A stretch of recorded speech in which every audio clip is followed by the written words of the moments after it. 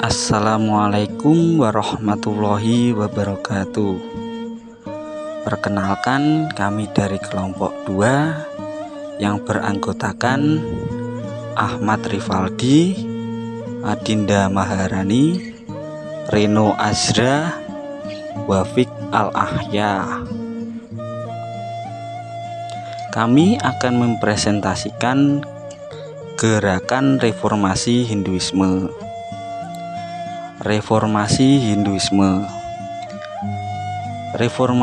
Hinduisme merupakan sebuah pembaharuan agama Hindu yang berkembang pada abad 19, di mana munculnya gerakan perubahan. Di antaranya adalah Jaina atau Jainisme dan Buddha Dharma atau Buddhisme. Keduanya sebagai gerakan reformasi Hindu di zaman lampau. Selain berkembangnya agama Hindu di India, pada masa Arya juga berkembang agama Jainisme dan agama Buddha. Pada abad 6 sebelum Masehi, proses pembaharuan dalam bidang agama terus berlangsung dan terus berlanjut. Tidak hanya sekedar kecil-kecilan, tetapi langsung besar. Muncul dua tokoh penting dalam perombakan bidang keagamaan, yaitu Buddha Gautama dan Vardhamana Mahavira. Vardhamana Mahavira atau yang lebih dikenal dengan pendiri agama atau aliran Jainisme.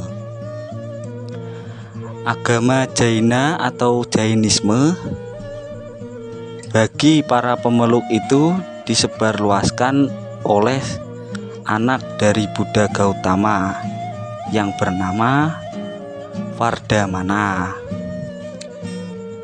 Jain atau Jainisme lebih menekankan pada semedi dan cenderung ekstrim ketimbang Buddha. Perkembangan agama Jaina tidak terlepas dari kemunduran agama Hindu yang dimulai dari kondisi abad ke-6 Weda. Weda dipelajari secara bebas dan terbuka, ditafsirkan oleh siapapun. Kebebasan ini menyebabkan munculnya beberapa agama dan aliran yang pada akhirnya tidak diakui otoritas dari Weda sebagai kitab suci. Menentang upacara yajna yang rumit, menentang adanya sistem warna, menentang penggunaan bahasa Sanskerta, menentang pembunuhan binatang untuk pelaksanaan upacara asma, menentang kekuasaan golongan Brahmana. Jadi aliran Jainisme ini berkembang atau berawal dari pemikiran Weda, dari pemikiran mempelajari Weda secara bebas dan terbuka, karena penafsiran Weda oleh siapapun dan kebebasan ini menyebabkan munculnya beberapa agama, antara lain Jainisme. Dan agama Jainisme tidak menyukai atau memiliki 5 sumpah, yaitu tidak boleh membunuh binatang hidup, tidak boleh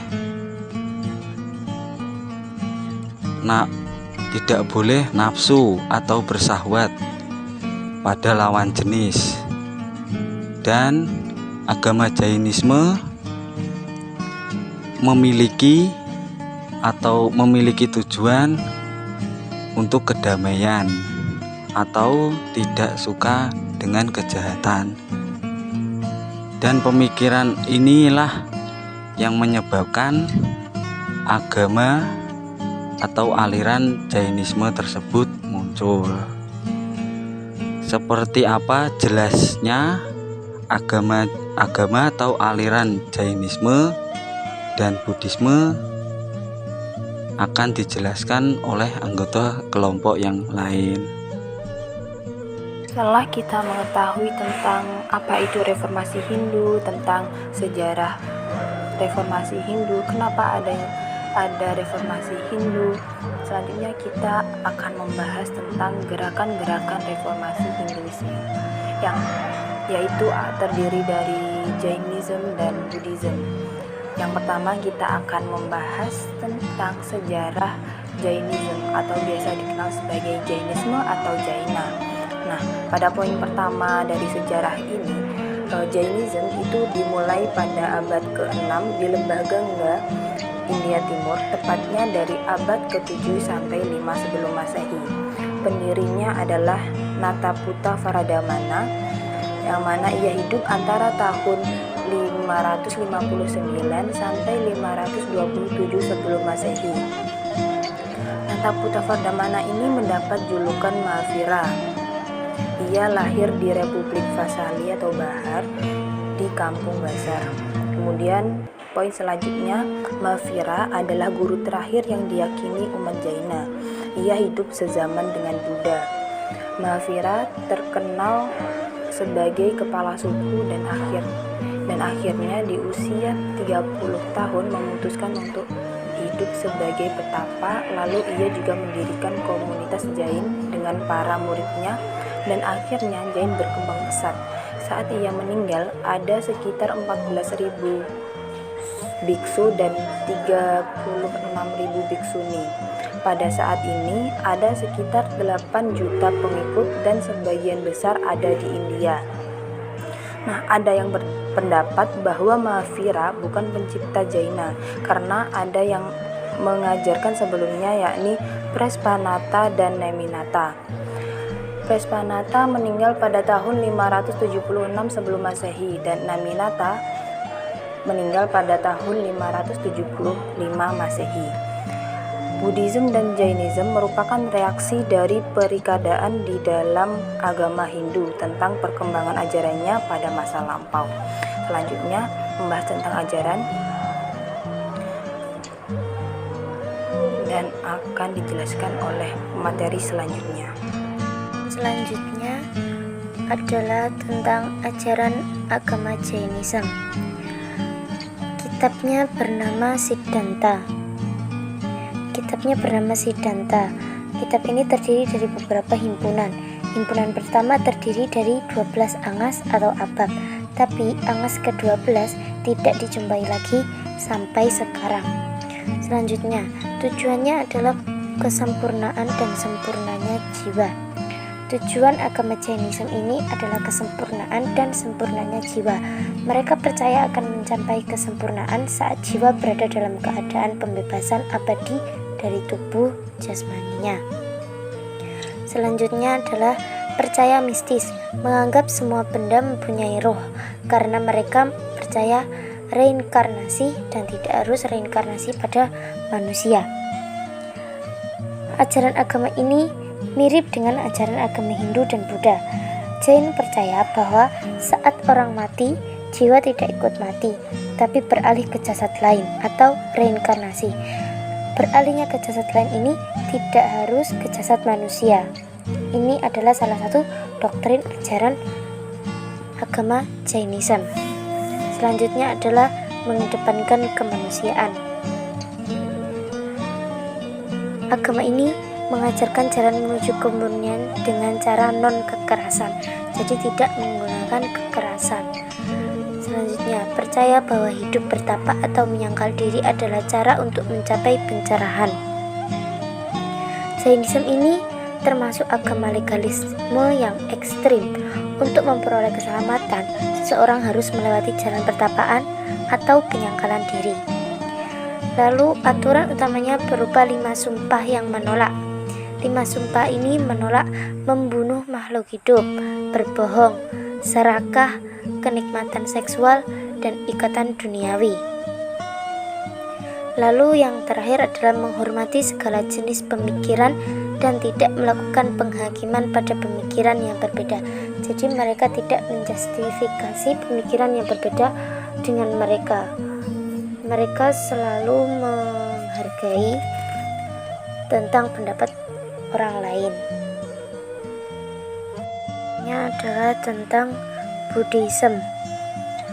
Pendirinya adalah Siddhartha Gautama, lahir di keluarga bangsawan di India sekitar tahun 610 Masehi. Siddhartha Gautama ini adalah pangeran suku Sakya, Kapilavastu yang kini menjadi negara Nepal. Menikah dengan putri Yasodhara pada usia 16 tahun dan dikaruniai anak bernama Rahula. Siddhartha Gautama lahir di Taman Lumbini, Kapilavastu pada tahun 623 sebelum Masehi. Ia pernah diramalkan akan menjadi seorang Buddha oleh Pertapa Kondang setelah ia melihat 4 macam peristiwa, yaitu orang tua, orang sakit, orang mati, dan pertapa. Suatu saat ketika ia keluar istana, ia melihat 4 peristiwa tersebut dan terus memikirkannya. Selanjutnya adalah mendapat julukan Buddha setelah melakukan pertapaan selama 7 tahun. Siddhartha Gautama ini setelah melihat 4 peristiwa tadi, ia terus memikirkannya dan bertanya-tanya sendiri tentang apa yang telah dilihatnya. Lalu pada usia 29 tahun, ia memutuskan untuk pergi dari istana dan menjadi seorang pertapa. Lalu ia bertapa selama 7 tahun. Setelah 7 tahun tersebut, ia telah mencapai Buddhanya. Dan Buddha Gautama ini meninggal pada usia 80 tahun. Buddha menyebar ke India dimulai sejak abad ke-6 sebelum Masehi sampai abad ke-4 sebelum Masehi. Buddha artinya ia yang telah sadar. Buddha menurut bahasa Sanskerta artinya sadar atau tercerahkan.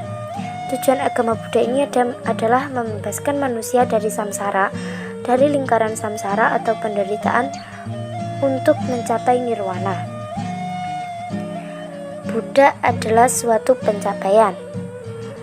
Mereka yang telah menjadi Buddha menyadari 4 kebenaran mulia, yaitu penderitaan, asal penderitaan, lenyapnya penderitaan, dan jalan melenyapkan penderitaan.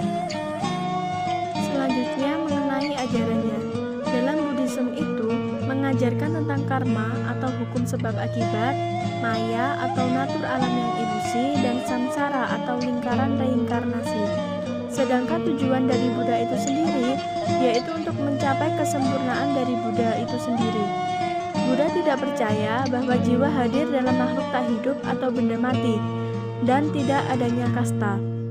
Kemudian inti ajaran Siddhartha atau Buddha. Inti ajaran Siddhartha atau Buddha ini itu dibagi menjadi 3. Yang pertama ada Buddha, yang berarti seorang yang telah mencapai penerangan atau pencerahan sempurna dan sadar akan kebenaran kosmos serta alam semesta. Yang kedua ada Dharma, yaitu hukum kebenaran agama. Yang ketiga ada Sangha, yaitu persaudaraan biksu dan biksuni.